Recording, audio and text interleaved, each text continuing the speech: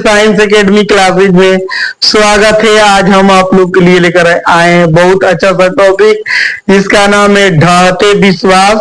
ये class 10th के हिंदी वर्णिका, जो दूसरा हिंदी है पतले सा है, हिंदी वर्णिका पार्ट 2 है, जिसका नाम है ढाते विश्वास। ये कहानी है और इसके लेखक है सातकोड़ी होता। इसके लेखक है सातकोड़ी होता और इनका जन्म 29 अक्टूबर 1929 को हुआ था। इनका माने जन्म 29 अक्टूबर 1929 को सातकोड़ी होता का जन्म हुआ था, जो ढाते विश्वास कहानी के लेखक है। और ये उड़ीसा की कहानी है। कहाँ की कहानी है? उड़ीसा की, जो उड़िया भाषा में लिखा गया था। तो हम लोग पढ़ते हैं इसको हिंदी भाषा में। हिंदी भाषा में तो इसको हिंदी में ना लिखे राजेंद्र प्रसाद मिश्र। इसको हिंदी में कौन लिखे है? राजेंद्र प्रसाद मिश्र। अब हम इस कहानी के बारे में जानेंगे। तो इस कहानी के जो मुख्य नायिका है ना, वो है लक्ष्मी।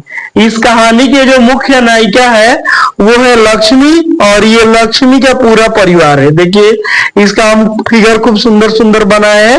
ये लक्ष्मी का पूरा परिवार है। इस ढाते विश्वास कहानी के अगर आएगा कि मुख्य पात्र कौन है, तो है लक्ष्मी। और लक्ष्मी के ये पति है, इनका नाम है लक्ष्मण। और ये लक्ष्मी के बड़ा लड़का है, ये 2 लड़की है, फिर से 1 साल का बेटा है।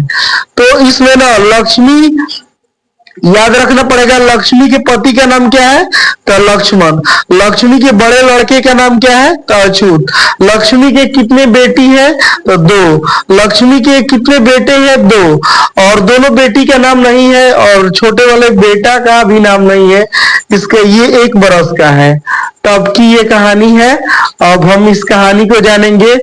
तो ये लक्ष्मी के हस्बैंड का नाम है लक्ष्मण, और ना लक्ष्मी के हस्बैंड का नाम है लक्ष्मण।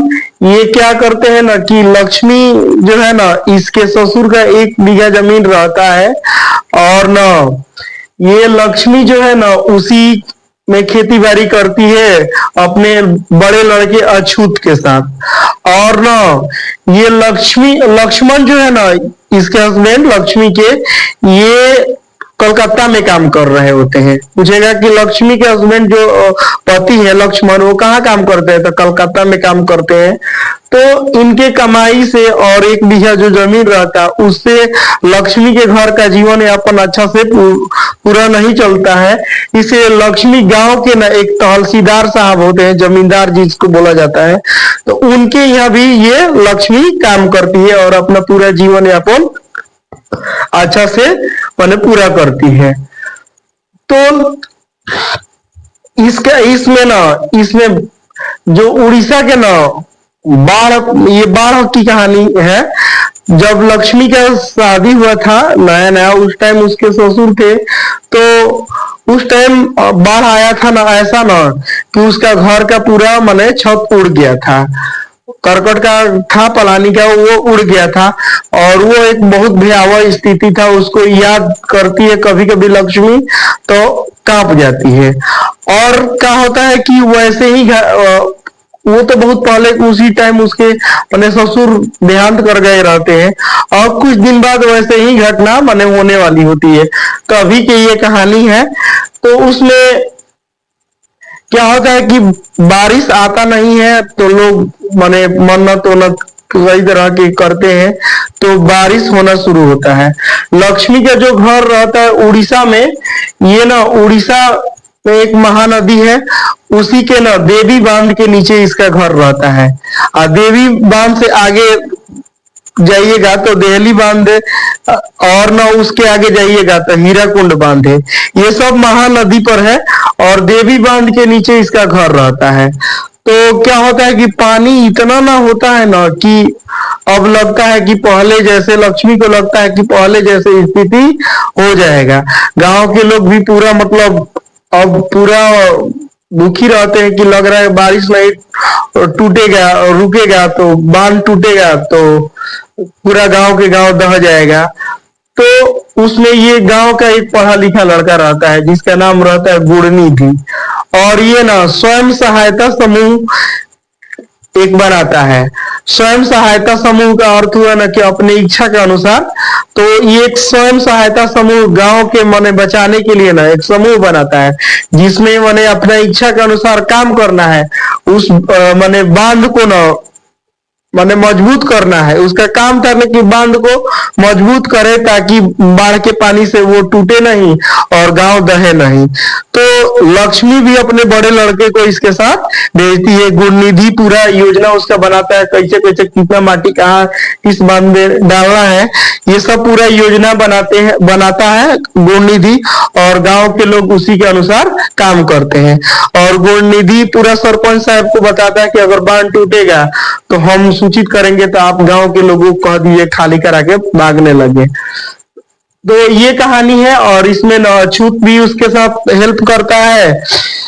तो होता यह है ना कि जो गुणनिधि है ये पूरा योजना बनाए रहता है। अब एक कुछ दिन लगता है कि अब माने टूटे उटेगा, सॉरी टूट जाएगा, बारिश रुकने का नाम नहीं लगता है कि बांध टूट जाएगा। तो गांव के लोग क्या करते हैं, जो माल मवेशी होता है लोग उसको खोल देते हैं, जो नीचे का सामान रहता है उसको छाजा पर फेंक देते हैं, ताकि भाई देव कभी फिर से बाद में बचेंगे लोग तो आएंगे लोग तो उसके यूज कर सकेंगे लोग। और माल मवेशी को खोल देते हैं, कुछ अपने खाने पीने लायक पीठ पर भागने लायक उसको रख लेते हैं। वैसे लक्ष्मी वैसे ही कर लेती है। एक दिन क्या होता है, फिर से गुणनिधि ना मतलब आदमी को भी कुछ कुछ दूरी पर रखे रहता है कि अगर बांध टूटेगा तो एक लड़का दूसरे को कहेगा, दूसरे तीसरे के, इस तरह गांव के लोग क्या करेंगे, भागते जाएंगे और बच जाएंगे। तो क्या होता है कि एक दिन बांध टूट जाता है। इस पाठ का नाम है ढांते विश्वास। ये भी हम बताएंगे कि इस पाठ का नाम ढांते विश्वास क्यों है। तो बांध टूट जाता है, बांध टूट जाता है, गांव में हाहाकार मच, सब लोग भागने लगते हैं। तो ये भी लक्ष्मी को भी लोग कहता है कि भागो तुम भी भागो, अपने ये दोनों लड़की को और 1 साल के बेटा को भी लेकर भागो। तो कहती है ना कि हमारा लड़का अछूत आएगा तबे ना हम उसको क्यों छोड़े। तब तक वो माँ माँ कहता है, तो उसका आवाज जब सुनाई पड़ता है तो अपने दोनों लड़की और एक बेटा को लेकर भागने लगती है। तो भागती है तब तक ना उसके नट्टी तक पानी आ जाता है। तो अपने लड़के को एकदम मतलब ऐसे हाथ से उठा करके और उस पर लेकर, बेचारी माँ माँ ही है और उसको लेकर रहती है। तब तक क्या होता है कि पूरा पानी एकदम उड़पेट करके और उसको ना मतलब एक पेड़ पर लेकर चल भेज देता है, इतना ना पानी होता है। और वहीं पर उस पर जाकर क्या होती है, वो बेहोश हो जाती है। गांव के लोग भागते भागते ना स्कूल रहता है वहां पर जाते हैं, पूरा उसमें घुसते हैं कि उसमें जाएंगे, थोड़ा ऊंचाई पर रहता है उसमें बच जाएंगे। उस स्कूल के छत पर भी लोग रहते हैं कि उस पर उसमें भी पानी भर जाता है। फिर से ये मंदिर है चंडेश्वरी मंदिर, ये याद रखिएगा, ये चंडेश्वरी मंदिर रहता है।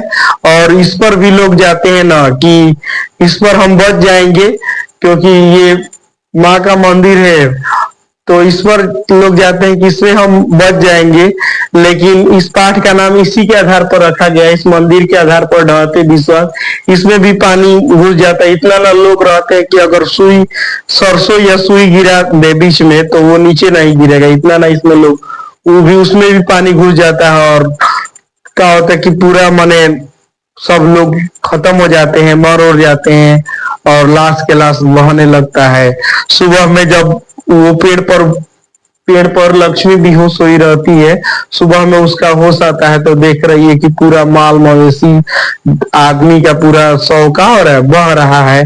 और वो तब तक खोजती है कि हमारा छोटा लड़का कहाँ गया। तो छोटा लड़का एक बह रहा होता है, सॉरी उसी पेड़ पर फंसे रहता है। तो उस एक छोटा लड़का जो उसका अपना लड़का नहीं रहता, वो समझती है कि मेरा ही लड़का है, उसको अपना स्तन का दूध पिलाती है और उसी को पकड़कर रोने लगती है।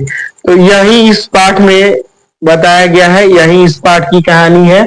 इस पाठ का नाम ढांते विश्वास है कि ये चंडेश्वरी माँ का मंदिर जो रहता है ना, ये कुछ काम नहीं करता है, लोग इसमें भी जाते हैं तो उनका भी मतलब खत्म हो जाता है। इसलिए ना इस पाठ का माने हर चीज से विश्वास खत्म हो जाता है, इसलिए इस पाठ का नाम ढहते विश्वास रखा गया है। तो इसमें ये याद रखना है कि ढहते विश्वास कहानी के लेखक कौन है?